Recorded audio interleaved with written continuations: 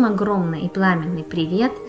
Сегодняшнее видео я хотела бы начать с рассказа о нашем посещении штата Юта, и один из уникальнейших природных парков – это Монумент Валли, который находится на территории племени Навахо. Сюда мы приехали поздно вечером, поэтому мы сняли бунгало для ночевки в местном отеле, который располагается прямо у границы Монумент Валли, и утренний кофе мы пили, созерцая вот такие сумасшедшие пейзажи.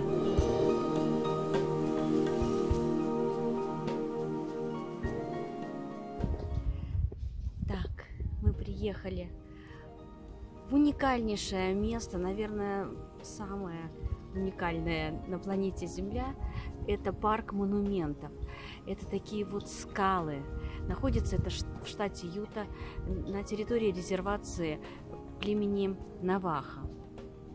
Место, конечно, просто волшебное. Я даже думаю, что оно и место силы в чем-то североамериканского континента. Это просто что-то необыкновенное.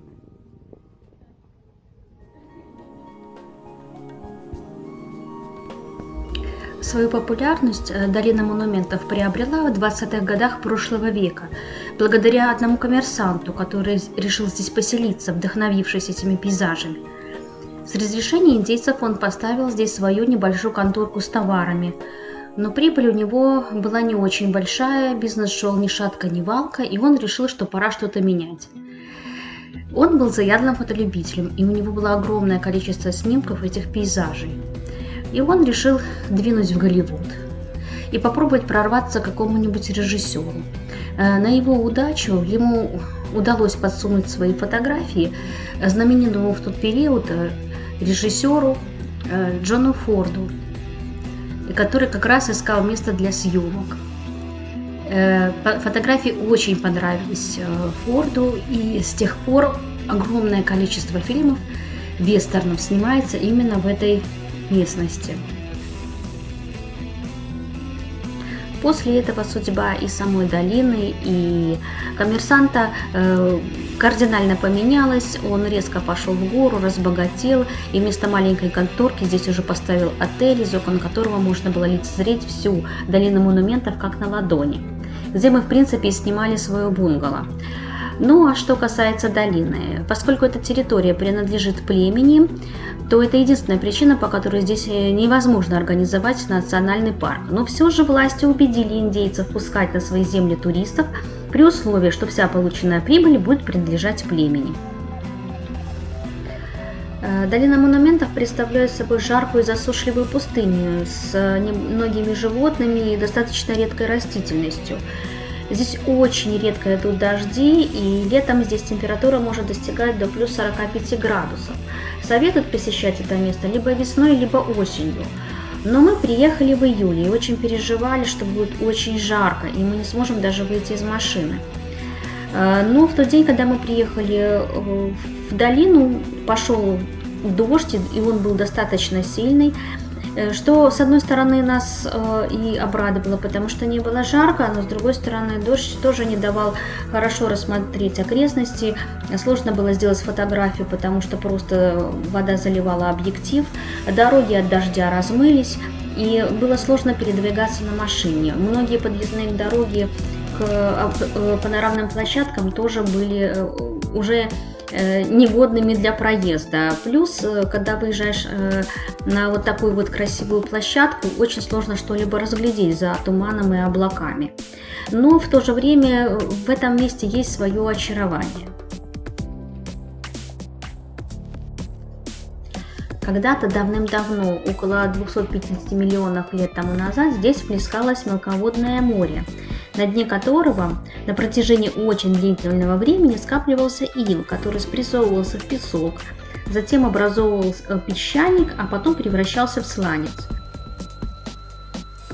А море исчезло около 70 миллионов лет назад, когда поднялась тектоническая плита, и воды схлынули, дно обнажилось и сформировалось плато, после чего ветра и дожди медленно, но уверенно начали уничтожать верхние слои осадочных пород.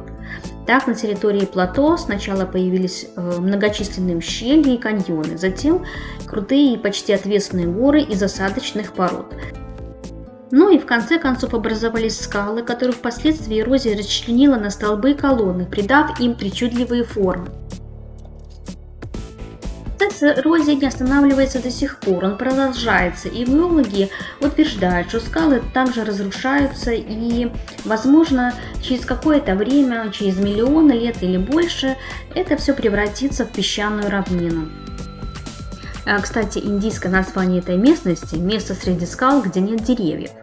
Но все же было принято решение назвать это согласно английскому варианту – долина монументов. И это при том, что ни один геолог мира не назвал бы эту местность долиной. Когда едешь по этому пустынному бескрайнему плато Колорадо, создается впечатление, будто ты пребываешь на другой планете, потому что всюду простираются красные пески, посреди которых на небольшом расстоянии друг от друга возвышаются вот такие одинокие скалы, напоминающие древние развалины.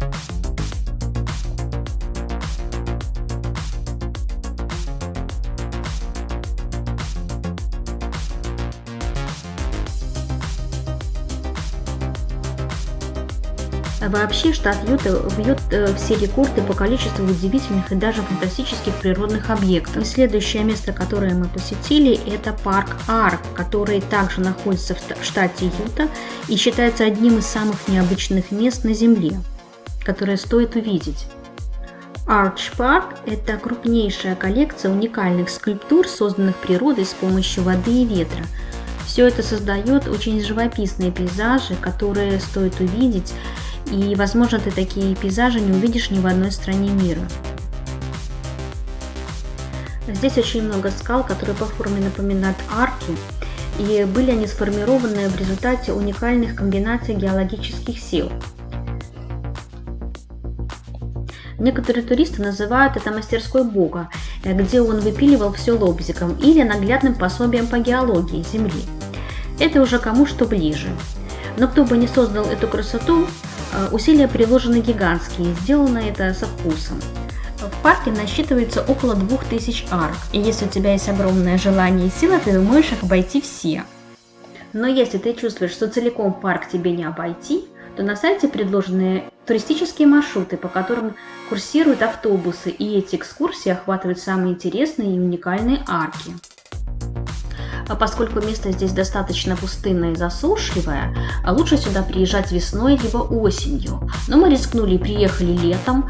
Нам повезло, был не очень жаркий день. На хайкинг мы, конечно, не решились, но мы смогли выйти из машины и сделать великолепные панорамные снимки.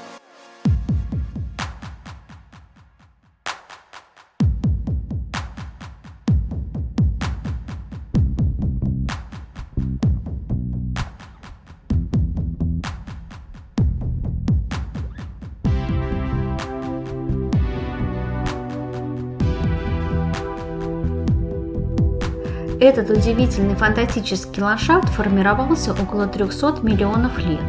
Когда-то здесь, как и в долине монументов, плескалось мелководное море. После него осталась огромная соляная подушка, на которой осадочные породы под силой своего давления сформировали вот такие вот скалы и арки. В основном все эти формирования состоят из розового песчаника. Реже встречаются формирования из оранжевого песчаника. Но также в парке есть и арки, которые состоят из двух видов песчаника – оранжевого и розового. Но в скальных образованиях эти два песчаника не смешиваются, а лежат как бы слоями и чем-то напоминают слоеный пирог. Ученые считают, что первые люди появились в этих местах около 10 тысяч лет назад. Считается, что древние люди обнаружили здесь залежи кварца, из которого они делали все свои орудия труда. Значительно позже, когда люди начали заниматься земледелием, на этой территории стали появляться первые поселения. Археологами здесь были найдены артефакты, которые оставили древние люди. После них здесь появились индейцы племени Юты. В 1775 году на этой территории появились испанцы, которые прокладывали новый маршрут, соединяющий современный Лос-Анджелес и Санта-Фе. А в 1885 году эту территорию хотели колонизировать мормоны, однако конфликт с жившими здесь племенами Юты не позволил им воплотить эту идею в жизнь. Хотела обратить ваше внимание вот на это вот формирование скальное, которое называется балансирующий камень или balancing rock.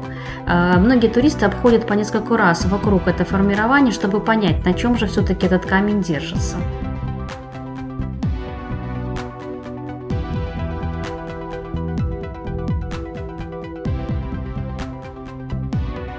Сейчас мы подъезжаем к самому знаменитому поинту этого парка, который называется округлые арки – Window Section. Издалека они, конечно, кажутся небольшими, но на самом деле они имеют очень внушительный размер.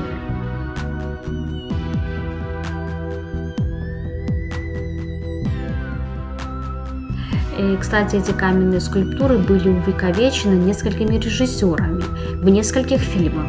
В том числе один из самых знаменитых – это «Индиана Джонс и последний крестовый поход» Стивена Спилберга.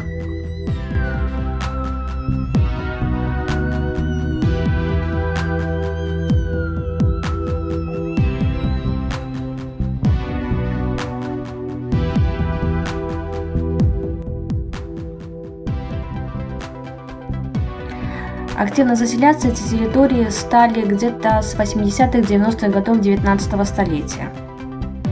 В основном это были фермеры, а также позднее к ним присоединились и золотоискатели, потому что золотая лихорадка охватила не только Калифорнию, Аризону и Неваду, но и, естественно, и Юту тоже.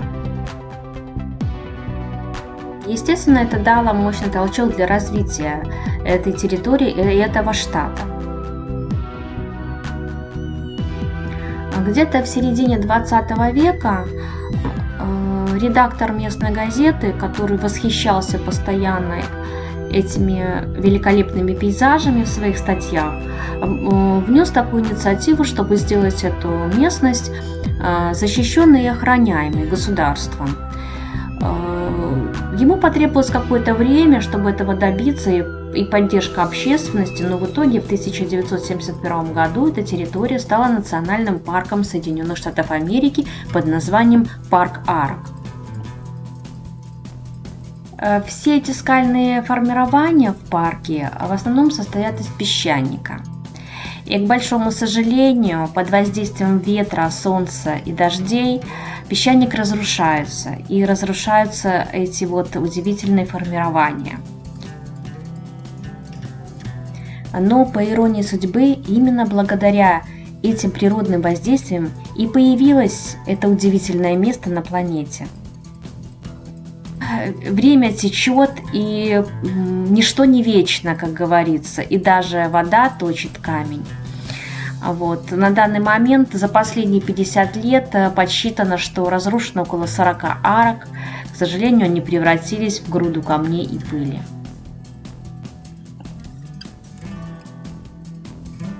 Но не расстраивайтесь, парк огромен по своей территории. Здесь еще очень-очень много красивых мест и пейзажей, которыми можно полюбоваться. День уже начал двигаться к вечеру, и мы выезжаем из парка в индейский ресторанчик, который вот спрятался между этих удивительных скал.